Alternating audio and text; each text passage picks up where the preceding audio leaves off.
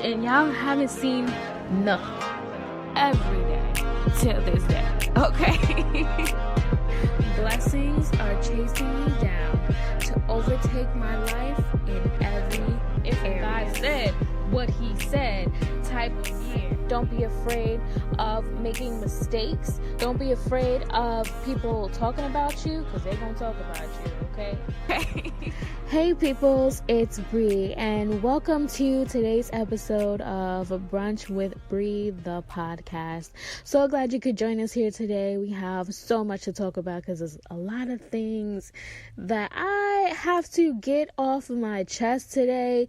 Get your girls, grab the tea. What are you having for brunch today? Because it's gonna be a little while. Listen, before we jump all the way into the show, I just wanted to say how excited I am. So super excited, and I'm literally trying to contain myself here because it's been a long time coming for this podcast. I've been working on it behind the scenes for such a long time and just trying to balance everything else that came out of it that needed immediate attention. But I'm so excited that this podcast is finally here, and I just want to take a second and thank and praise God for this and his grace. And don't mind my phone, y'all. I'm gonna be so professional throughout this whole thing. already a minute in. So before we get into today's topic, if you didn't catch the pilot mini-sode, if you will, the first bit of audio that we launched on Brunch with Bree, we discussed a little bit about what this podcast is. So basically, it's you, it's me, we girls, we're friends, we're homies, all that good stuff, and we're having brunch together, and we're discussing all things life over various topics. Every once in a while, we will zero in and focus on specific themes, if you will, but I want the focus to be uplifting ourselves and edifying ourselves as a whole person. And so why not discuss all these different areas and things of life that we deal with or that we're facing all over brunch with our girls. We're discussing things from business, relationships, social issues, faith, your walk with God, relationships with your friends. I am a mommy of a beautiful little girl. Hey AJ, hey. Parenting and motherhood. So things of that nature we will discuss on the show, but I wanted it to be a place for our girls just to talk and chop it up over brunch, because who does not love brunch, okay? Like who? If you don't love brunch, I don't know. I really don't know what to tell you if you're not feeling brunch like that, because brunch is like the best thing ever. You can wake up not super early to have breakfast. You can go somewhere, sit, chill with your girls, have a deep, meaningful conversation, laugh, do all of that yes, girl, yes stuff. You know what I'm talking about? And be home before like 4 p.m. Go home, take a shower, and get in the bed, okay? And say you did something for the day. But that's neither here nor there. I just went off on a mini tangent about brunch because it's like my favorite thing in the world. Okay, so let's jump into today's show topic. Today we are talking about how to get over yourself as a creative. And for all my creatives in the building who are listening, do y'all feel me though? Okay, I know y'all gonna feel me once we jump into this convo. Being a creative, and when you put so much of yourself and your thoughts and you invest them into things, sometimes starting a project is not as easy as it should be. Creatives feel when they're beginning a project or trying to complete a project, because it's one thing to have an idea and to start it, but actually completing and maintaining a project when you have so many thoughts, visions, ideas, it's quite the conundrum. Okay, and I never thought that I would use that word in an actual sentence. this early in the game, okay? We're using the word conundrum on day one of Brunch with Bree podcast. Get into it. So, as a creative for myself, I can say that I will get this amazing idea and have this amazing vision, whether it be for a writing project, a script, a book, a blog post, some form of content. Sometimes I have visions for, some visual aspects, but that is only half the battle. You have this great, brilliant idea, and now it's time for the execution portion of it. And I myself know that one of the reasons why a project can be delayed or prolonged or take longer than it is supposed to is because there's a bit of nuance there where you are a creative, yet you're a perfectionist, and being a perfectionist also causes you to procrastinate. See what I did there? See what had happened? What had happened is you have a great idea and you want to execute it to the best of your ability, and you want to cross every T and dot every I, and everything that you see has to go as per your expectation. And in that, you'll find ways, and you'll nitpick to get things right, and you'll, change something here or change wording there until it's absolutely perfect. And by the time you dissect it and you dissect your own work, because you are being your own critic, you've prolonged the project now 2 or 3 weeks when you should have done that, or should have launched something a month ago.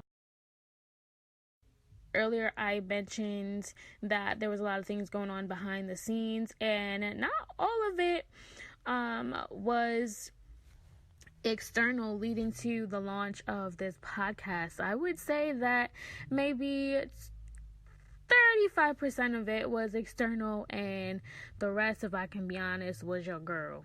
Okay, because your girl is built a certain type of way, and God is working with me on that, okay? Because I am naturally a creative. I am a writer first. I had this awesome idea and I really wanted to complete it, and me being a bit of a perfectionist and a creative at the same time, and so many ideas, and I was excited about it. A lot of that caused me to prolong the process, and I really had to sit and think about that, because every so often that comes up for me in my work, and I may overthink some things, or I might become too nitpicky at my own work. So I really had to have like a come to Jesus moment, because ain't nobody got time for this. I need to get the ball rolling on a few things, and I had to evaluate myself and really sit down and think and say, what would help me execute projects more efficiently and more effectively. And the first step that I realized that came to mind was to pinpoint my priorities. And being a creative kind of they cancel each other out. They typically, quote unquote, don't go together, kind of like oil and water. Creatives and creativity is viewed as this abstract thing, and everything is great, and you just go with the wind and it flows.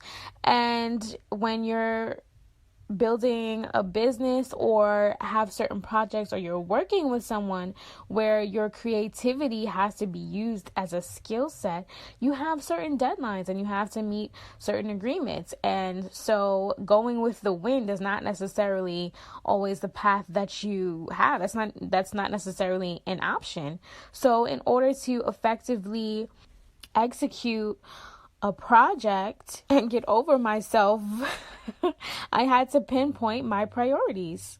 Throughout creativity, it is hard to get lost in the sauce with all the ideas, brainwaves, flow of pure brilliance, but it is important to pinpoint what holds the priority in executing your current project. Working under freedom and pure bliss is phenomenal, but when working to execute, prioritizing is key to completion. starting this podcast, it was imperative that my back end was correct. I launched my media company. My media company is executive producing and holds this podcast. Breely Media Productions LLC is basically running the show here, but that was a priority.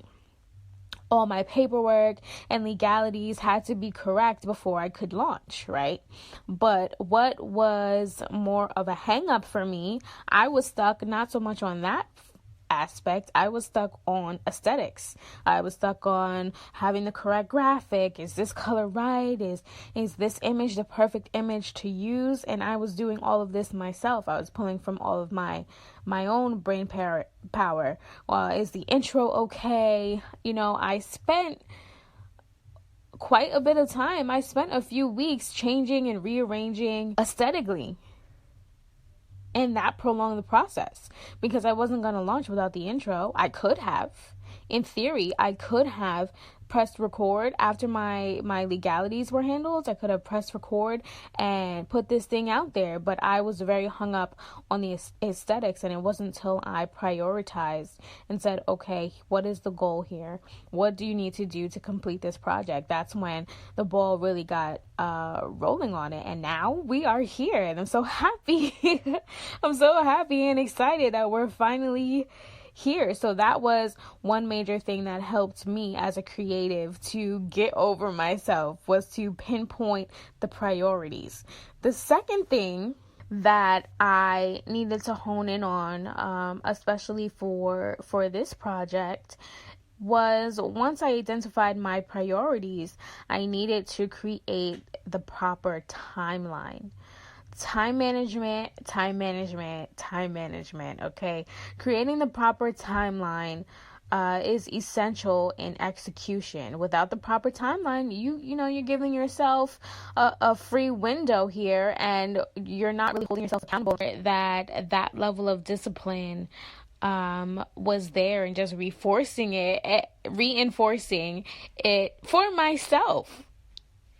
So adhering to and creating timelines is key in executing projects and getting over myself as a creative. And the third thing that I found that was the turning point in how I operate, and I know I'm talking about this specific project, but long term and overall, I believe these steps will help me complete my goals more efficiently and quicker, was determining a healthy level of criticism. I can only speak for myself. I know a lot of people, holler at me if you hear me, okay, can relate to this, but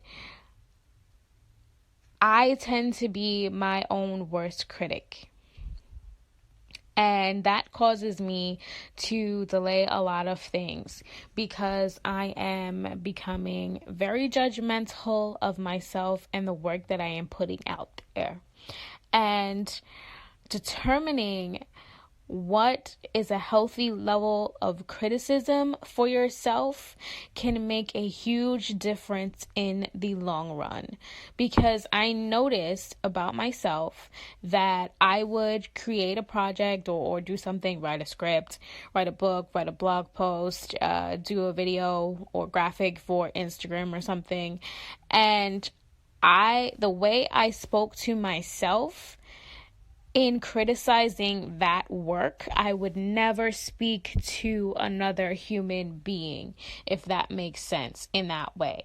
I would have changed the delivery and been a bit more sensitive, and I am a bit more sensitive when other people are asking me for feedback. I'm a bit more sensitive in the delivery. So I had to determine if how I was criticizing myself and my own works, was it healthy for me? And if it was not, which most of the time it wasn't, it was a little bit harsh, a little hard on myself, if I can say so, I needed to change that because it was holding me up, because I couldn't get past my own judgment. And I had to learn how to speak to myself and don't get churchy though, but I had to learn to speak to myself with love and with compassion. And why should I judge my own work, and speak to myself harsher than I would speak to a complete stranger? And that for me was a complete turning point in how I approach judging my own work. Now, I'm not saying don't make sure things are right. That's absolutely fine. Make sure that things are up to par, but determine what level of criticism is healthy for you. Because this is your own judgment. This is you self-inflicting a wound that didn't need to be there. And that for me was the absolute turning point. Now, it is work. It is something that we do have to continuously work at, and that I have to continuously practice. But determining and being able to recognize, the thought you had about, your Instagram post was not healthy for you. It wasn't conducive. It wasn't speaking out of love and didn't have that level of sensitivity for yourself. That wasn't right. So let's fix the way we think, so that way next time, we can approach our editing process a bit differently. Okay, guys, that's it for today's episode of Brunch with Bree, the podcast. Thanks so much for brunching with me today. Can't wait to see you next time. In the interim, make sure you follow your girl on BreeLeeXO on Instagram. And if you're a mommy, check out the blog momscafeblog.com for all the mommy updates and tips. We will see you guys next time on Brunch with Bree.